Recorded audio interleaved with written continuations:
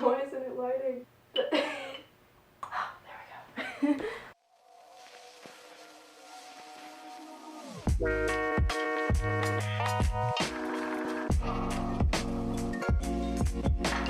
Hi friends! If you don't know me, my name is Margie. It's nice to meet you. Long time no see. We're not even gonna talk about it, just move past it. I'm back now, that's all that matters. It's 2020, crazy, new year, new decade. Now I've never really been one to make New Year's resolutions. It wasn't until last year that I had ever really made New Year's resolutions and like written them down and actually tried to do them. But I thought this year I would tell you my New Year's resolutions for 2020 and also give you some tips on how to keep your New Year's resolutions. Done some research, but I also have a few of my own tips of advice, so let's just get right into it. First things first, you need to make sure you are truly passionate about whatever goal you are setting. By that I mean just don't make a New Year's resolution because it sounds nice. Make a New Year's resolution because it's something you actively want to change or do. Okay, next, you need to make achievable goals. That's not to say don't dream big. I didn't really know how to explain this without it coming off like you can't do something that's a bit of a challenge. I did a little research to back this up. So this source is talking about false hope syndrome. I'm reading the article pretty much word for word. If I remember to, I'll link some of the sources I used in the description. The main reason that people don't stick to their resolutions is that they set too many or they're unrealistic to achieve. They may also be victims of false hope syndrome.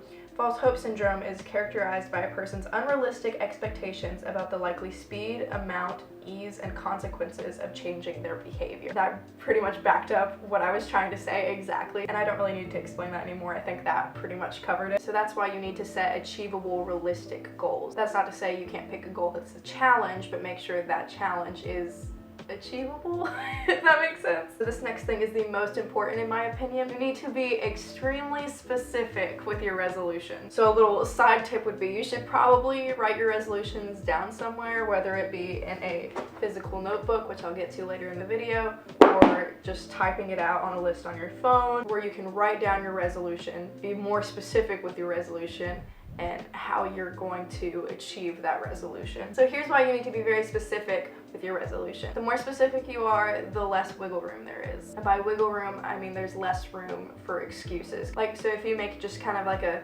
general resolution, like I'm going to work out more, and let's just say you don't work out at all. Working out more could be working out once that year. So you could say, oh, I achieved my New Year's resolution. I worked out once this year.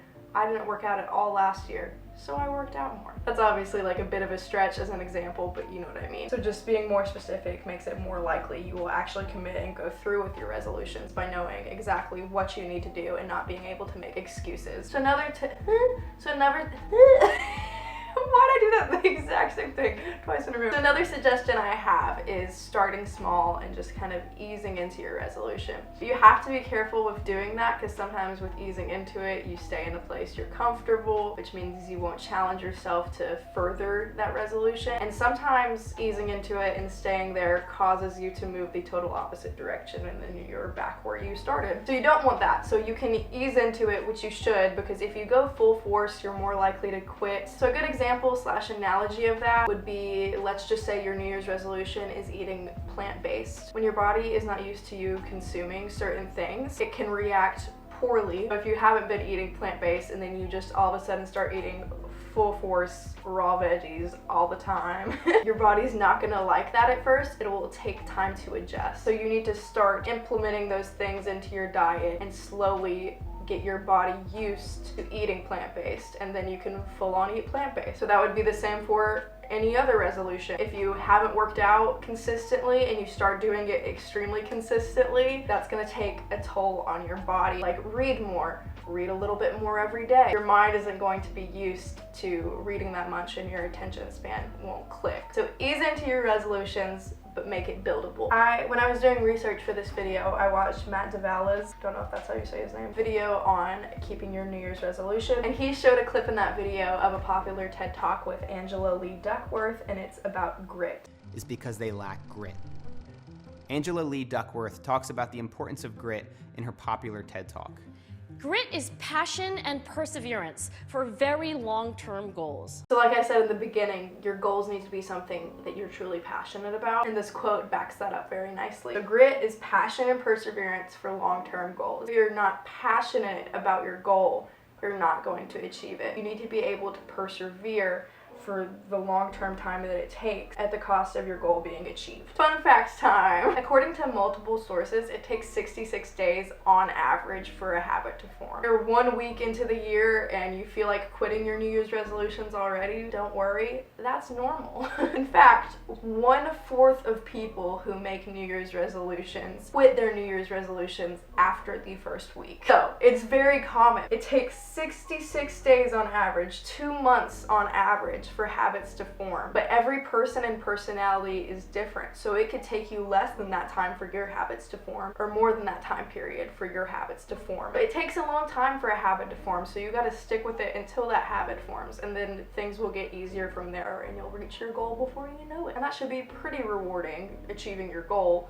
because less than 1/10 of people who make New Year's resolutions achieve their goal at the end of the year. So being a part of that less than 1/10 would be pretty cool. Doing the research for this video was actually really intriguing, like all these facts and different things. It's just so sad to think with just a little bit more work, with just 1 more week without quitting and 1 more week without quitting, you'd be closer to your goal and eventually to your goal and be there at that life change, your habit change that would make you so happy and also so proud of yourself. So yeah, with that being said, I thought I would give you some examples of everything I just talked about by telling you my New Year's resolution. This is my 2020 bullet journal. I wrote my New Year's resolutions down on my kind of yearly overlook spread. So anyways, I like to write my New Year's resolutions down, and I highly recommend you do too. Another tip is not to make too many resolutions and maybe categorize the ones that are more important. So in fact, I made a little simple category to the side of all my other resolutions, and these are ones that I kept simple and I didn't have to be specific with. So my simple resolutions are to get my license, keep up with my 1 second a day, visit my grandparents more, keep up with my bullet journal, mindfully journal more, be on my phone less, and improve my yoga practice. So those are all just kind of like general things that are kind of, that not necessarily don't take a lot of work, but are just kind of more casual. Then as for my bigger goals, and I also kept them really simple and specific. So just for example, I'll read through all of them for you. So the first one is titled Bible, and I just wrote down I want to be in God's Word every day, regardless of the form, whether it's, you know, like on the Bible app, listening to a podcast, or just, you know, just being in the Bible, having quiet time. So regardless of the form, I just need to do something, anything, to be in the Word every day. So the next title is health. I'm just realizing I accidentally wrote down healthy instead of health. So my main health resolution is to focus on working out and eating healthy for health and not image, and for feeling good, not looking good. The next one is titled YouTube. So my main goal for YouTube this year is to do YouTube for me, make content that makes me happy and that I enjoy making. Because I felt like I was making videos that would get views or that would be pleasing to the audience. In reality, I just need to do YouTube for me and not worry about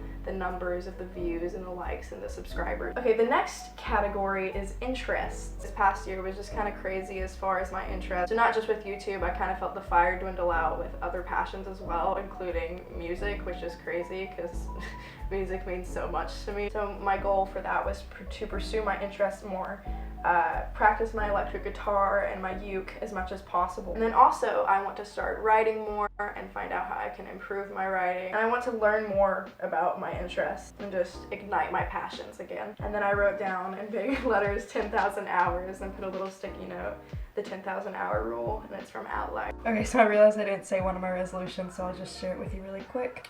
It was for school, and it was to stay engaged, enjoy learning, and don't push myself too hard. I've got all my resolutions, big and small, and then my next recommendation for you is to just kind of write almost a letter to your New Year's resolutions. A good attitude, a good outlook, a good mindset towards these goals. And yeah, that's pretty much it. This was kind of a basic video just to get the ball rolling again and get back into making videos. I'm so excited for the new year. I've got tons of video ideas. But anyways, I'm so excited to be back on my channel. You are all so rad and I love you so much. I will see you in my next video. Peace out, guys. Did not burn my hair down. Burn my hair down. That makes no sense. Didn't burn my hair off. Great English. Thank